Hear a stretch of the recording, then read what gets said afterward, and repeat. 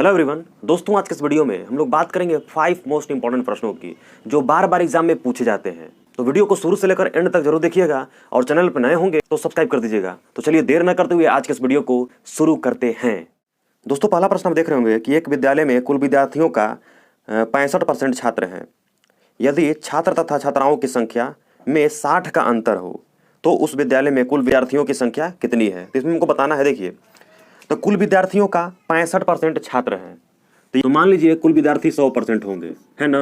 ठीक है, अब छात्र कितने हैं, तो छात्र हैं आपके 65%। कितने हैं? 65%। ठीक है, यदि छात्र तथा छात्राओं की संख्या में 60 का अंतर हो तो छात्र आपके 65% हो गए, तो छात्राएं कितनी होंगी? छात्राएं तो 100 में से इसको घटाएंगे तो आएगा आपका 35%, है ना। 35% आएगा। देखिए, छात्र कितने थे? 65%। तो छात्राएं कितनी होंगी? 35%। कुल 100% होता ही है ना। क्वेश्चन कह रहा है कि यदि छात्र तथा छात्राओं की संख्या में 60 का अंतर हो तो यहाँ पे अंतर कितने का हो रहा है? अगर आप 65 में से 35 अगर घटाते हैं तो यहाँ पे 0 आ जाएगा और 6 में से 3 गया, 3 बचेगा। 30% का अंतर आ रहा है। लेकिन क्वेश्चन क्या बोल रहा है कि 60 का अंतर है, तो 30% बराबर 60, यही हो जाएगा। ठीक है ना। अब 1% का हम लोग यहाँ पे मान निकाल लेंगे तो 60 है, ये 30 नीचे आ जाएगा, है ना। और 100% का अगर हम लोग मान निकालेंगे तो 100 से गुणा कर देंगे। ठीक है, 100 से अगर यहाँ पे मान लीजिए हम लोग गुणा करते हैं तो 1 0 से 1 0 कैंसिल आउट, और 3 से काटेंगे इसको, 3 दूना 6, यहाँ 20 आएगा, यहाँ 20 बचा, यहाँ पे 1 0, यानी कि 200। टोटल विद्यार्थियों की संख्या कितनी होगी? 200। ठीक है, पर देखिए फिर से बता रहा हूँ, देखिए 100% टोटल होता है और छात्र कितने हैं? 65%। तो छात्र जब 65% हो गए तो छात्राएं कितनी होंगी? 35%। भाई अगर 65 को घटा लेंगे 100 में तो 35 से ना बचेगा। अब इन दोनों का अंतर कितना है? 30 का अंतर है। लेकिन क्वेश्चन कह रहा है कि 60 का अंतर है, तो 30% बराबर 60।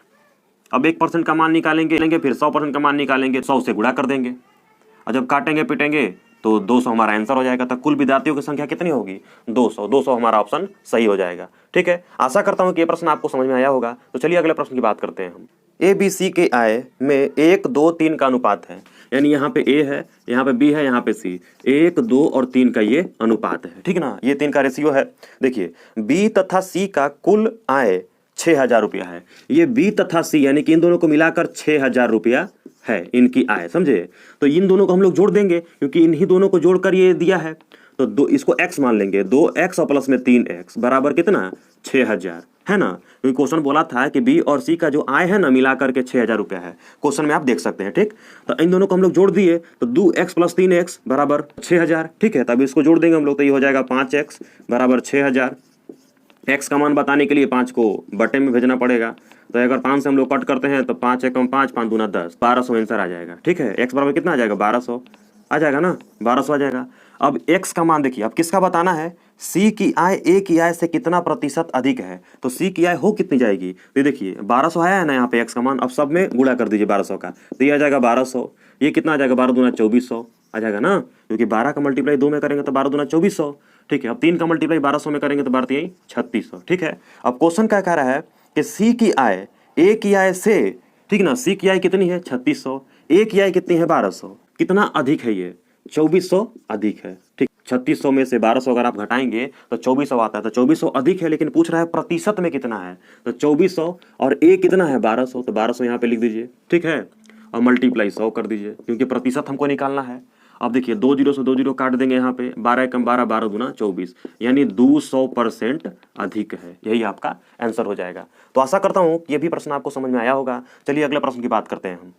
देखिए अगला प्रश्न है, एक भिन्न के अंश में 40% वृद्धि तथा हर में 20% की कमी करने पर 7/10 प्राप्त होता है, वह भिन्न क्या है? देखिए, कोई भिन्न मान लीजिए x और y मान लीजिए ना, ये अंश है, ये हर है। ठीक है, अब इसमें 40% वृद्धि होता है, तो 40% वृद्धि होगा, इसका मतलब 140, 100 में आप ऐड कर देंगे। ठीक, और कह रहा है कि 20% की कमी होती है तो 100 में आप घटा लेंगे, तो 20 को अगर 100 में से घटाएंगे तो आएगा 80, ये हो गया हमारा। ठीक, और प्राप्त क्या होता है? प्राप्त होता है 7/10, है ना। देखिए, किसी भिन्न के अंश में 40% वृद्धि यानी कि 140 और हर में 20% की कमी यानी कि 80, बराबर 7/10 प्राप्त होता है। ठीक, इसको आप सॉल्व कर लेंगे हम लोग। ठीक है, देखिए 1 0 से 1 0 और 2 7 14 होता है और 2 चौके 8। नीचे वाले को ऊपर भेज दीजिए, ऊपर वाले को नीचे भेज दीजिए। तो x/y बराबर ये 7/10 पहले से था ही, है ना, यहाँ पे मल्टीप्लाई। देखिए ये 4 ऊपर चला जाएगा यहाँ पे और ये 7 नीचे आ जाएगा। ठीक, 7 से 7 खत्म, 2 दूना 4 होता है, 2 5 10, यानी आंसर कितना आया 2/5। 2/5 ये भिन्न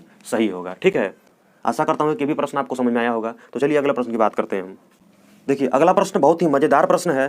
ब्रिजेश अपनी मासिक वेतन का 20% दवा पे। देखिए ऐसा क्वेश्चन कभी भी आता है तो आप टोटल मान लेंगे 100%। क्या मान लेंगे? 100%। ब्रिजेश अपनी मासिक वेतन का 20% दवा पर खर्च करता है। तो कितना दवा पर खर्च कर रहा है? 20%। आप इसको लिख लीजिए। ठीक है, अब देखिए शेष का 25%, शेष का बोला है दोस्तों, यहाँ पे आप गलती कर सकते हैं, शेष का बोला है। देखिए तो 100% में से 20% दवा पे खर्चा हो गया तो बचा कितना? 80%। शेष यही ना है, ये शेष है कि नहीं है? शेष का बोल रहा है, शेष का 25%। तो शेष का 25%, 25% ऐसे निकालेंगे 25/100। 1 0 से 1 0 खत्म और 5 25 होता है, 5 दूना 10, 2 एकम 2, 2 चौके 8 हो गया, 4 5 20, यानी कि 20%। 20% किस पे खर्चा कर रहा है? शिक्षा पर। ये रहा शिक्षा, ये है शिक्षा, समझे ना, ये शिक्षा पे खर्चा कर रहा है शेष का। अब बचा कितना? 20 यहाँ खर्चा हो गया, 20 यहाँ खर्चा हो गया। अब 20 20 40 होता है, 40 को अगर आप 100 में घटाएंगे तो 60 बचेगा, तो 60 बचा हुआ है। ठीक है, तथा शेष का 30%। अब बचा कितना है? तो बचा है आपका 60, क्योंकि 20 यहाँ खर्चा हो गया, 20 यहाँ खर्चा हो गया, तो 20 20 40 और 40 को 100 में से घटाएंगे तो 60 आएगा और 60 बचा है यहाँ पे। अब शेष का, तो देखिए शेष का 30%, अब इसका 30% ऐसे निकलता है ना, इससे ये कट गया, इससे ये कट गया, 3 6 18 होता है। ठीक ना, 18 कितना? 18 किस पे खर्चा कर रहा है? अन्य पर, अन्य मद पर खर्चा कर रहा है। उसके बाद उसके पास 2100 बच जाते हैं, 2100 इसके पास बचे, ये पैसा में है, 2100 यहाँ पे बचे।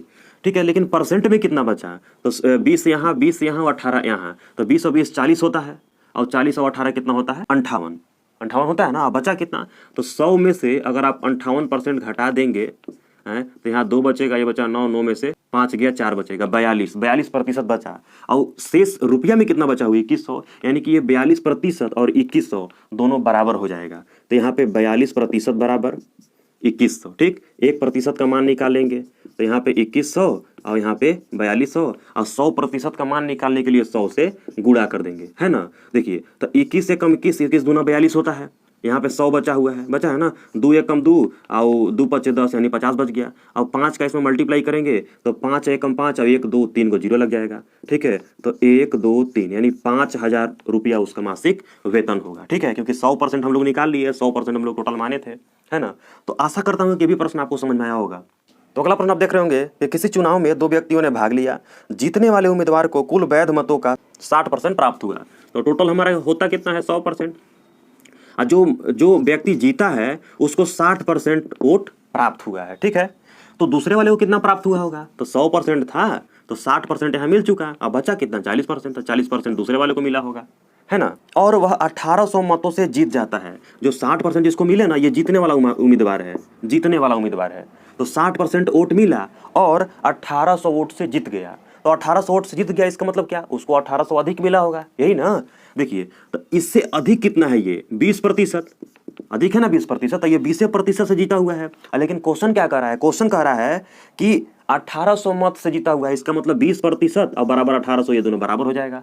देखिए अब इसमें 1% का मान निकालेंगे 1800 और बटे में 20, और 100% का मान निकालेंगे तो 100 से गुणा करना पड़ता है।